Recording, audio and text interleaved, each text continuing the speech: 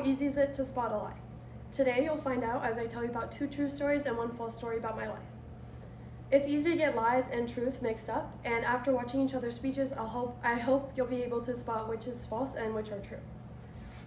First, I'll tell you about playing volleyball for Mount Sac.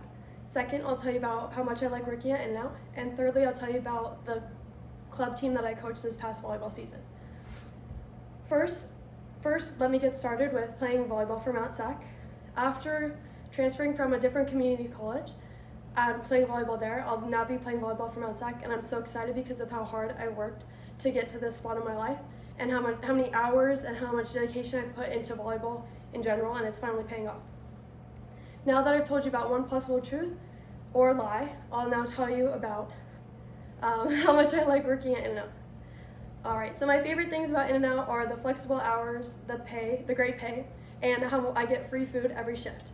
But it is also challenging to work at In-N-Out, as this has happened multiple times to me. I have been asked what the difference between a cheeseburger and a hamburger is, and every time I have to say there's cheese on one and not on the other.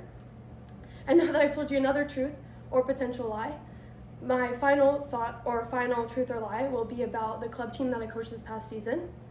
So I coached for my old club that I used to play at, and we went to Arizona for a tournament for my 16s team, and they played with so much heart and so much grit, and they got 2nd place in the open bracket division. It's insane how good they are, and it was incredible to go up on the podium and even get 2nd place. Today I told you about playing for Mount Sac, working at In-N-Out, and the club team that I coached this past season, and hopefully you'll be able to understand the difference between a truth and a lie after watching all my speeches throughout the